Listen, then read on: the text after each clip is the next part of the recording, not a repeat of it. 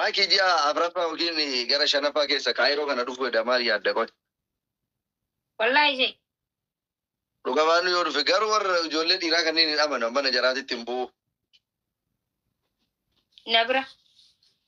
Yaa nageenya kiyyaaf waan sodaadhuuf waan nagootu hin beeku duriyyeen kaayirootu na jijjiiramna. Lakki hawwiin haadha daa'imaatiif fuudhee olii gadi hin deemu qophama koo dhufa. Yoo kophaa kee dhufte isaan bira si wayya. Maaliif? Ani obboleessa keessaa? Obboleessa kiyya garuu waan nama namanu.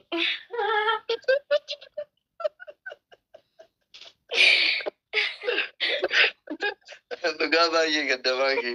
Ana na shakkitaa? Shakkuu miti wallaahi sun ta'ee kan moosate yoo haadha mana kee ilmu kee olii dhuftee mana kiyya ni dhufta. Nama tokko qofa yoo ta'e mana kiyya namni. Anamma maatii ilaalle isiin waan maatiin haadhi manaa kun beektaa obsinaan inni namatti dhiistee deemtu qabdu daa'ima asii fuudhanii biyya kiiloo fagoo biyya Afrikaa san dhaquuni. Biyya Afrikaa san dhufuun rakkoodha. Anamma mana asliifaa mubaarakii faa reedii faa birallee qobadde rakkoon qaba. An garuu hin amanu beektaa jira. Nageenya kiyyaaf. Hoteelatti illee biyyan beekne keessatti an osoo Oromoo miileena meeqa biyya san jiru hoteela qabadhee taa'u maal? Biyya akka Dubaay galee biyyi tun biyya guddattee lookeeshinii achi bikka barbaadde hoteela barbaadde amma as teessee laaluu dandeessa bikka deemu barbaaddu gatii si garsiisaa maal si garsiisaa achuma gaceettaa jechuudha. Maa baasii baasamee maaki ani kinoon beektaa nama ilmoo guddisu biyya Arabaa jiraadha diyaasporaa Ameerikaa yookiin Kanaadaa dhufaan jiru an jechaadha. Maal godhaa baasii baasee mana siree qabadda. Garamaa sodaata. Maal jarri Jalmatti na sodaachisaa beektaa jira yaani waan na jaalatan na fakkaata malee nan jaalatani jarri. Taaptaap godhuu dhiistanii oduu dhaggeeffatan taaptaabii dhiisanii maaliif yaa uummata taaptaap? Oromoo koo isin jaalladha. Taaptaabiin deemuuti deemal gisee haasa'e numa dhaabbatti. Innaa maal jettame maakii? Taaptaabiidhis kalli walii geemee dhiisee bakka gargar deemuun na waan ta'eef yaa shanaffaa yookiin jaaffaa keessa yaadaa jira yoo rabbi na milkeesse. Ati maal jettame asirratti? Fakkeenyaaf maaliif dhufta? Ziyaaraadhaan dhufa viizit viizaa baatii takka. Garuu baatii tokkoon turu. Yoo ziyaarte maaliif duba nu dheessita ijoollee bira ta'ee jecha dhufne silaalla. Guyyaa waliin ooluu danda'a garuu ani amanu maa Oromoo ta'aniif barnama hundan amananii hin jaaladhan kabajaan garuu nageenya kiyyaaf waa nagootu na fakkaata. Yaa amma gisee jecha kana dubbattu of eeggachaa. Abadan ittiin gaabbu kanaan sanuu yoo itti gaafatamummaa fudhattee homaas hin godhanii mana kiyya qubattaa nageenya keetiifillee rakkoon hin jiru yoo naan jette aadi guyyaa jarmooliin oola halkan ammoo hawwiiti dabaliiti kottu sanbooda mana kiyya qubattan. Daa'imoo. Daa'imallee walumaan daa'imee akkamii qabdee ture. Urgooti kaayiroo jirtaama? Urgoo iluu soddaati kaayiroo jirtaati. Anama maatiillee xaarsee haadha daa'imaallee fuudhee olii gadaan karaattatu hin barbaadu. Mana kiyya rakkoo miti as dhuftes ni qubattaa. As dhuftee qubattaa. Mana kee siree tokko qofa jiraama? Firaashii waan hin jiru. Egaa siree takka hin qabu silallama maaltu godhe insha Allahu ta'ala. Maarri rakkoon qabu firaashii lafarraa famutti xiqqaan kun hin jiraam isan bitattu re'aan agarsiise. No, ani kilaasii si dhiisee odaa kana si dhiiseetiin ani immoo saalona. Kulaasii qolla. Saalon illee qabaa manni kee. Saalona laal qulfii akkamiin ta'e kulaal asbiraani kulaa akkasii qolla feetiin qulfii qabadhee saalona lafaa jechuudha. Waan barbaaddisi kanneen. Hantu wayiiti waa ati mana badaafoo maaliif na shakkita? No, shayxaanni kun beeytee nama walii garagalchaa qulfii qolla feetiin harka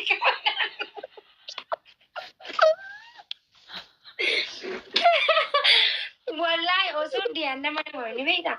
Namni tokko shayxaana wayii yaabbadhee Dubaayii dhufamu xiyyaaraan dhufa shayxaana maalitti waliin nu garagalchan nuti obbolee jedhee ilmaan Oromooti. Namni dawwalee ni dhufna yoo jira nama tokko eenyu waliin jirta maaliif alatti wal agarra. An nama kiyya mana nama kiyya namni akka beeku hin barbaadu. Dhiifa moolii. Sanii. Yaani warra achi keessa jiru laal warra achi keessa jiru shakkuu dandeettaati. Warra achi keessa jiru maaliif amma ijoollee yoo siingilii maal kanneen waa balleessitiitti shakkuu dandeessa. Lammaffaa nama biyya tokko keessa jiraattuun alumatti wal arguutu gaarii malee dhugaadha mana kee barsiisuu dhabuun mana kee nama qabatte abbaa barbaadde ala wal agartee shaayii bunnaa waliin jettee galuudha malee harkisaa mana kee fiduun dhabuun kan keessa sirriidha akka mucaa shamaraa tokko keessattu jecha. Maaliif nama guyyaa tokko qabdee fidde guyyaa lammaffaa humaan barreeffoo dhaabatee sitti hanqaaqaa. Kanaaf hiriyyaa kamiyyuu alumatti manni kee mana kee qofa jecha siingilii waan taateef mana faamilii otoo taate rakkoon qabu akka fedhan abbaa warraa kee waliin dhufuu danda'a. Sun rakkoon qabu. Ani ati obboleettii tiyya saba kiyya qaama kiyya jedhee Dubaa irraa ka'ee. Anis maalin jeebar anis wayisi kaade dhuguma wallahi kabaja guddaa si qabaan nama TikTok kanarratti hedduu jaalatu keessa wallahi jechuun hedduu obboleessuma kiyyatti hin baane hedduu arraa miti ni beeyta garuu obboleessarraa barrii jidduun qollofatanii rafanii Oi, fakkeenyaaf an keessuma yoo dheebodhe yoo beela'e akkamitti waa makiinoo barri keessaan qolloftee ati saaloonii raftaa anammoo keessa rafamanii ta'a. Anamma keessaa ulaa qollafadheen mana kana keessa maali qoy micoon tun daa'iman mana kana keessa jira anka jaani'anii jechuun hin jaaladhu. Waan barbaaddu siif qopheessee waan laala waan ati booruu miti waan har'a galgalaa miti waan guyyaa sadii barbaaddu siif kaa'ee siif fuutee ulaa qolla. Mana fincaanii deemuu barbaade hoo? Nagnaan dabaltagaa. Waan naan jette dhageettee martiin.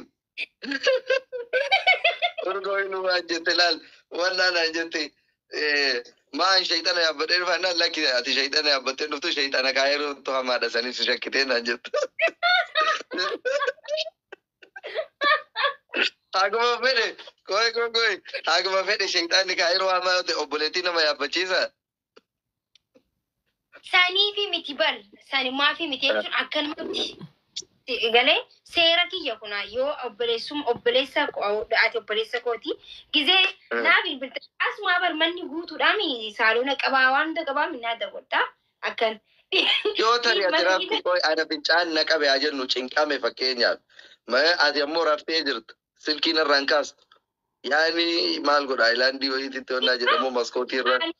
Hirraf waan immoo dhiirri mana kana keessa buleen hirraf waan hirraf koshee naa maaltu jira. Hirraawwan.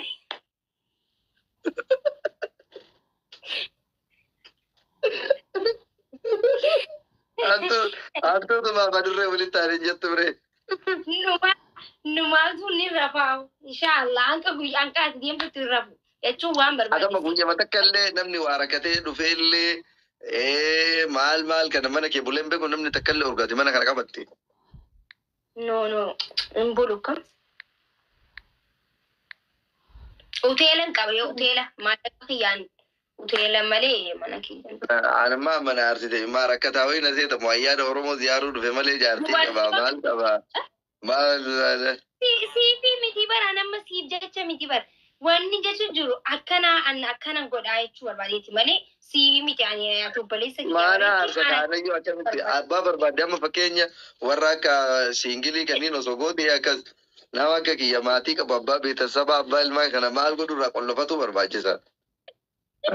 Ani fakkeenyaaf toobanneetuma rafna. Nama fakkeenya halkan yoo rafu subhaanallah alhamdulillah auzu billahi minash shaytaanir rajiim faatiyaa kana qara'ee itti rakkisee rafa. Yaa Nasree ko ati obboleessa kiyya. Seera kiyya laa biyyi tun biyya Fir'oonaati yaa obboleessa kiyya. Si galee? Biyya laa.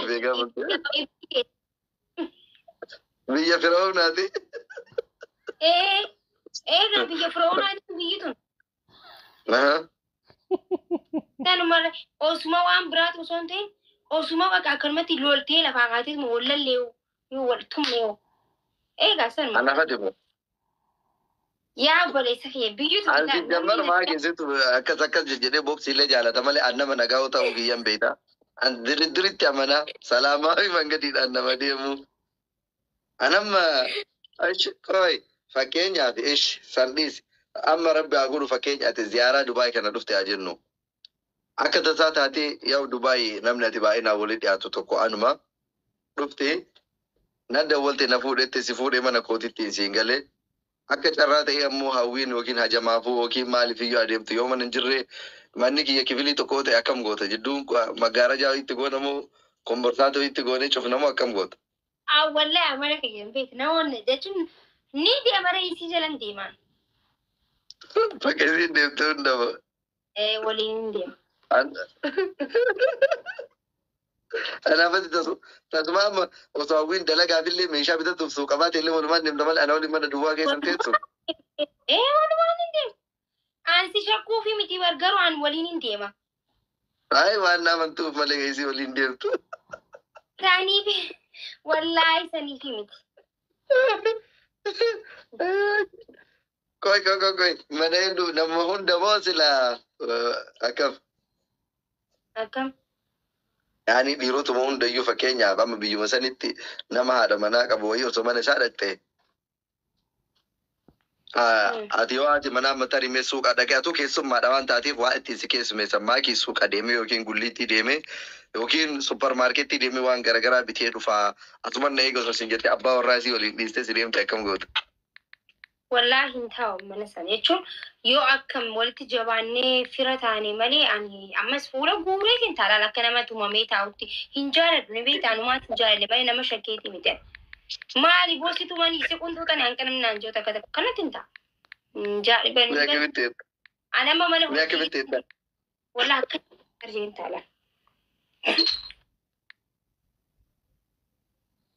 Yaachisi dhufee laal suutuma jedhee si dhufee si bira taa'ee maakishaa maal taate maaliif gadi ta'ee akka sarka sirra kaayaati yoo maamoo si sossobee. Amma taallaa gizee jaartiin baatanii jiran namoota akkanaatu jira.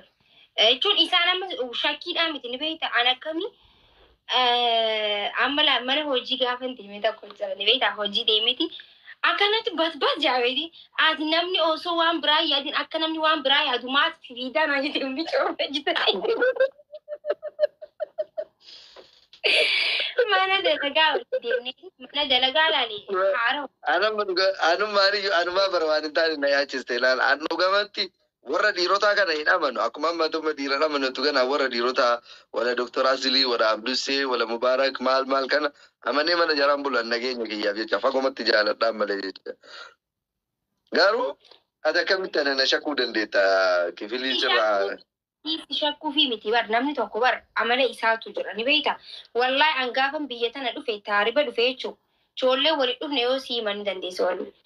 Nama hin rabne ni beekta akkanatti nama kana ofirraa ilaalaa oola jechuudha. Isa haaraan fi rabbuma rabbii jira jaan rafanii rafu waan akkanumatti gaafa nama dalagaa gizeen deemellee ni jiranii mana arabaa kana arabaa jira dhiiraa jira. Arabni tokko fakkeenya arabni Masrii kunniin faatiin jaalatti beektaa sheekota kana. Akkas namni tokko si lakkafuuf yaala hin jiru bakka dalagaatitti. An bee deemeen hin beeka mana dalagaa sanii. Mindaa kee Maali na laale akkana gizee na laalan hayi namni bar waan silaalu nama haarawaa jechuun silaaluu jira bar. Yoo tara sadi akkana na laalan akkasuma hojii kiyya qabadhee deeman. Hin jaaladhaan. Amaluma kee ijoollummaati immoo biyyatti waasii jechaadha. Waan na jiilsanii bitaan na jiilata akkas hin qabu waan akkas hin qabu garuu anumaatiin barbaanne ni beekta.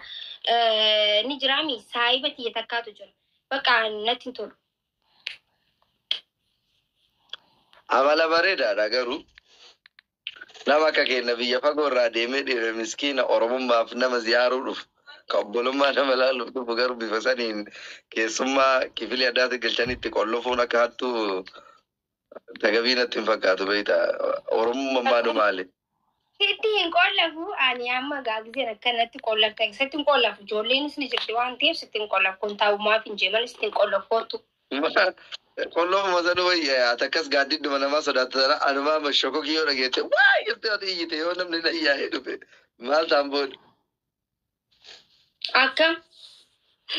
Fakkeenyaaf osoo qollofin deemte haa jennu anammoo yaa'u keessummaadhaa tarii halkan keessa yookiin salaanni fajrii faga'ee waddaatuuf yookiin manuma fincaanii dhaquudhaaf deeme ka'e gara mana fincaanii waan darbu atasiin rafaa jirta fakkeenya soofaa irra yoo ta'u maal irra yoo jaa shokoo kima yoo dhageette ati iyyite of kino ati kidoo.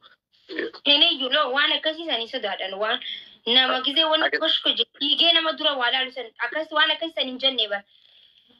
Siinga waan akkasiisan sodaadha amma waan koshkosh joo kanatti wuy jee nama waa akkasii sodaatu miti. Hin sodaadhu jechuun an gizee namni waan akkasii biilaa kana fudhadheetiin gabbaan sodaadhu waan akkasii wanni naan sodaadhu waan biraati bara. Nama ija badduudhaan akkana faa nama dallaaluuf waan jaaladhu. Mee fakkeenya ija akkamiitiin na agarsiis meetiin. Waay yaa Rabbii. Haa. Nasreef maaluma interview. Ijaatu jira amma fakkeenya akkana nama laalu jira. Akkasin nama laalu jira. Akkana nama laalu jira. Yaanii nama akkamis ilaalume yookiin akkana nama laalu jira. Ija akkamiitiin ija badduu jettee kaati yaaddu. Ati kootu bakka asitti hin qollafu. Maal daati kootu? Amma walii galle gina. Tapha xumuraati baay'isee tapha xumuraa taphannaa adeemtu isillee jechuudha.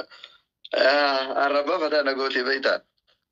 Mataa si dhooftii taa'i. Wallaan nu amanee dhaqu amma. Indee tasumaanaa shintifetiif deemu hattuudha jettee quceen dhoofte asoo addan baafatin isii yookaan akkas wayii jettee nama dammaqxan. Hunda caalee akkan sodaadhu kana godhe maal ni beektaa maakii. Mana dalagaa deemee namichi maa batbatee taate waan namni yaadne akka nama yaadan nama goota ka jedhu. Anumaa No, kanayyuu micoodhaa barbeetee micoodhaa tunaan. amma namni dhiiraa kun maal akka ta'e beektaa maakii an dhugama sitti man beektaa akkasiin sobne illee jechaadha. Namni dhiiraa kun akkasiin sobne illee beektaan jecha dhugama sitti ma. Namni dhiiraa akkas batbatti bitti akka waan sodaattu taate mucattiin tun immoo bakka kana dura akkas namni takka illee tuqeen beeku indam shayxaan ijoollee akkasiitii irra nama saasaa taa'u beektaa. Dubara akkas nama dhiyaatee firii nama waliin taatu namni waan akkasiitii yoo irratti yaadu. Akkas ka fagootti akka adurree kanaaf akka adurree fantuuta akkasii ofirraa si'ee hedduu kana dangumoo shayxaan namoo nama dogongorsiisee itti dhaqe nama godhaa beektaa. Annaa osoo akkas godhuu baatte maaliif dhugamatti namallee dogongorsiisuu danda'a waan ta'eef jechaa. Taayyee. Annaa qannasi.